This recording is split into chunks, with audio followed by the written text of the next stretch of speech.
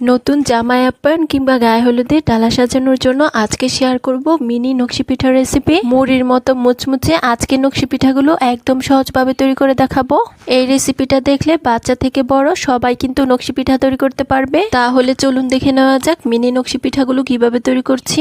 প্রথমে চুলায় একটা কড়াইয়ে দিয়ে দিচ্ছি 1 কাপ পরিমাণ চালের গুঁড়া। এখন একটা হাতার সাহায্যে অনবরত নেড়ে চেড়ে এই চালের গুঁড়াটাকে আমরা ভেজে নিব। মিডিয়াম হিটে চালের গুঁড়াটা ভাজতে ভাজতে যখন এরকম ঝুরঝুরে হয়ে যাবে তখনই বুঝতে হবে চালের গুঁড়াটা আমাদের একদম পারফেক্ট ভাবে ভাজা হয়ে গিয়েছে। এখন আমি এই চালের গুঁড়াগুলো অন্য একটা পাত্রে নিয়ে নিব।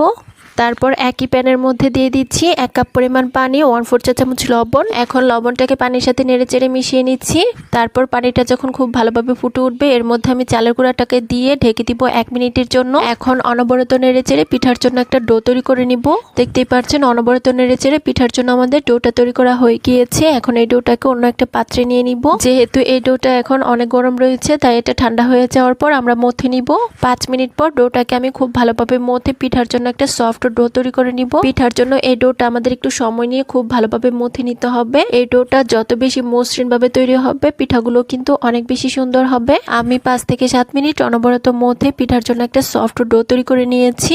এখন এখান থেকে কিছুটা পরিমাণ ডো আমি আলাদা করে নিচ্ছি। এর মধ্যে আমি ফুড কালার অ্যাড করব। আমি এখানে অরেঞ্জ ফুড কালার অ্যাড করছি, আপনারা চাইলে অন্য যে কোনো কালার অ্যাড করতে পারেন।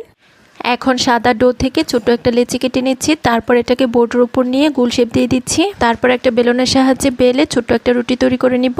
এখন আমরা নকশি পিঠাগুলো তৈরি করে নিব। তার জন্য এর মধ্যে অল্প পরিমাণ তেল লাগিয়ে নিচ্ছি। তারপর এরকম একটা বোতলের মুখের সাহায্যে মাঝখানটাতে গোল শেপ দিয়ে দিচ্ছি। এখন একটা খেজুর কাটার সাহায্যে গোল শেপটার মাঝখানে ডিজাইন তৈরি করে নিচ্ছি। আপনারা চাইলে এই কাজটি টুথপিক কিংবা সুইয়ের সাহায্যেও করতে পারেন। মাঝখানে নকশি করা হয়ে গিয়েছে। এখন এরকম একটা কয়েলের স্ট্যান্ড দিয়ে এটার সাহায্যে আমি সাইড দিয়ে নকশি করে নিচ্ছি। দেখতেই পাচ্ছেন আমাদের একটি পিঠা তৈরি করা হয়ে গিয়েছে। এখন এটাকে আমি একটা সাইডে রেখে দিচ্ছি। আর একইভাবে বাকি সবগুলো পিঠা আমরা তৈরি করে নিব। আজকের এই মিনি নকশি পিঠাগুলো বানানো এতই সহজ যে কেউ একবার দেখলে কিন্তু এই পিঠাগুলো খুব সহজেই তৈরি করে নিতে পারবে। দেখতেই পাচ্ছেন বাকি সবগুলো পিঠা আমাদের তৈরি করা হয়ে গিয়েছে। এখন আমরা এগুলোকে ভেজে নিব। তার জন্য একটা প্লেটে তুলে নিচ্ছি। তারপর এখানে দেখুন চুলায় একটা কড়াই বসিয়ে দিয়েছি। এর মধ্যে আমি পর্যাপ্ত পরিমাণ তেল অ্যাড করে দিচ্ছি। তেলটা যখন খুব ভালোভাবে গরম হয়ে যাবে এর মধ্যে আমি একে একে পিঠাগুলো ছেড়ে দিচ্ছি।